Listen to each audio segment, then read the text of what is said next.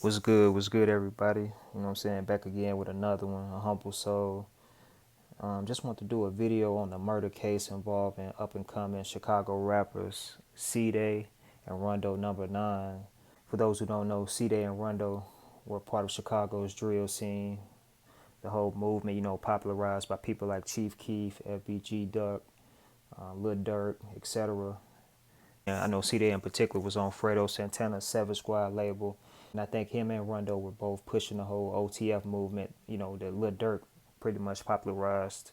They both had the potential to take things to the next level, man. You know what I'm saying? If they continue to grow creatively and consistently put out content. But unfortunately, they found themselves in a crazy situation that cost them their freedom. So I just thought it'd be dope to shine some light on the situation. Touch on the innocent man they allegedly killed, break down what I found out about the night that everything played out, you know what I'm saying, and also just touch briefly on their incarceration. If you're not already subscribed to the Humble Soul YouTube channel, you know what I'm saying, make sure you hit the button. On top of that, follow us on social media.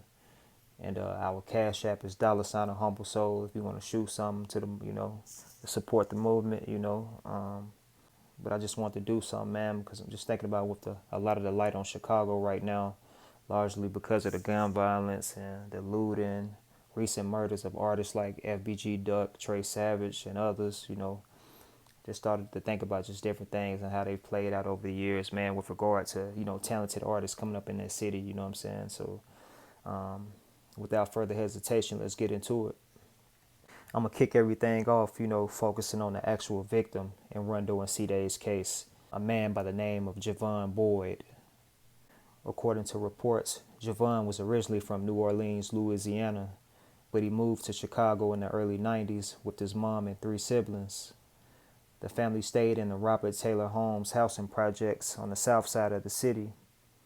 Only 3 years after they moved to Taylor Homes, their apartment unexpectedly caught on fire and everyone inside died. Javan, who was only 9 years old at the time, was at school, when the fire occurred, so his life was spared. And after the whole crazy occurrence, his aunt ended up adopting him, and providing him with a place to stay, and all that type of stuff. So that was a blessing for sure. Something else I also discovered about Javan was that he loved basketball. And he even played at Wendell Phillips Academy High School on the south side of the Chi. It was at that school that he met a young lady who would become the mother of his child. The two had a daughter together and later on even got engaged. Judging from the different articles I've read about, the case, Javan was known by his family, to be a clean-cut guy with an old soul who was committed to providing a better life for his loved ones. About a month before he was killed, he had gotten a second job working for a Pershing livery service. He was just, trying to make some extra ends meet. That's when he took the second job, pretty much being a taxi driver in so many words. Unfortunately, his life was snatched from him. During the early morning hours of February 22nd, 2014, Javan was dispatched to the Wentworth Gardens apartment complex to pick up a customer. After he arrived, he parked his Buick and waited on the passenger to come outside. Sometime around 4 a.m., Javan was approached by 2 young men he didn't know. Those men were reportedly 17-year-old Clint Massey and 19-year-old Corday Ely, better known as Chicago rappers Rondo number 9 and Cdai. Rondo, Cdai, and a few others had drove to Wentworth Gardens 3 cars deep to retaliate for an altercation that happened earlier in the area at a party.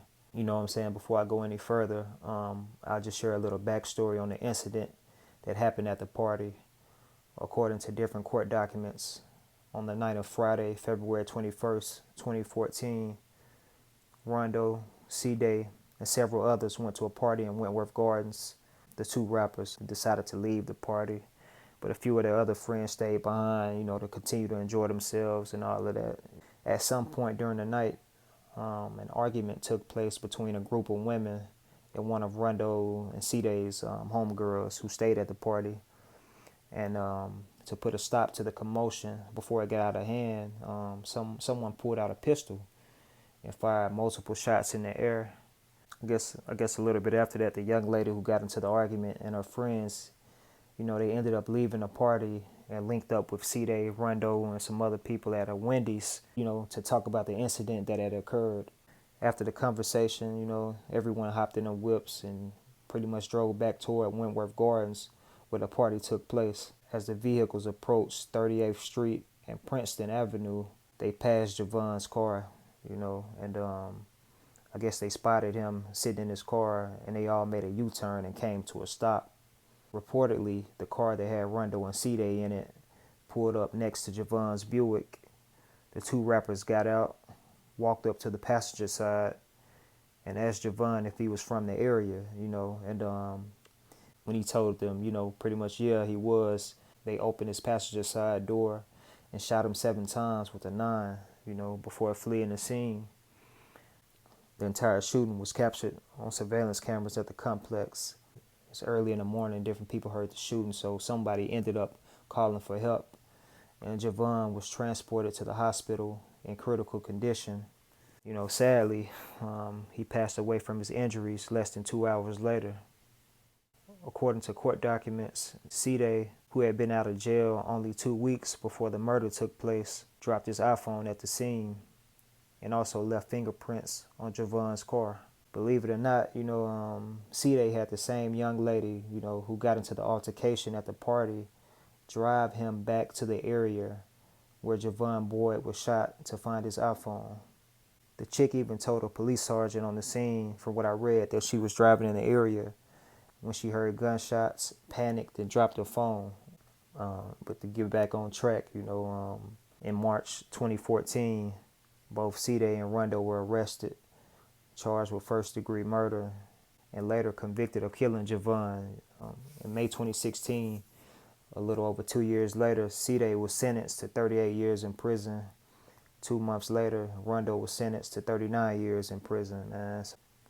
Something worth pointing out, is that there were rumors circulating, that Rondo and Cdai killed Javan Boyd because he played a role in the murder of Chicago rapper L.A. Capone.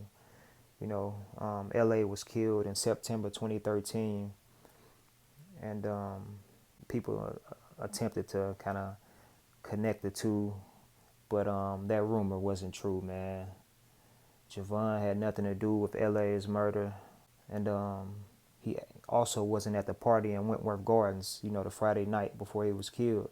The truth is that Javan, a young black father and a family man, was killed for nothing, simply being in the right place at the wrong time, man. Rest in peace to Javan Boyd, prayers go out to his family. And I know both Rondo and Cdai have been filing appeals and fighting for their freedom, and if those cats are given a second chance, hopefully they'll make better decisions, which will pretty much motivate whoever looks up to them, respects them, and associates with them to do the same thing. It can create a domino effect. But both of those guys were pretty young. They're still pretty young. So even if they have to serve their entire bid, man, they'll still be able, to get out and live life for what it's worth. But only time will tell, what I'm saying? Hope y'all enjoyed it, man. Make sure to subscribe to the channel, share the video, like it, what I'm saying? Drop a comment if you're messing with it.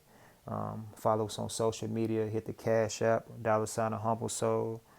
I'm saying? I'm going to holler at y'all, man. Cdai Lewis, y'all be easy, 100.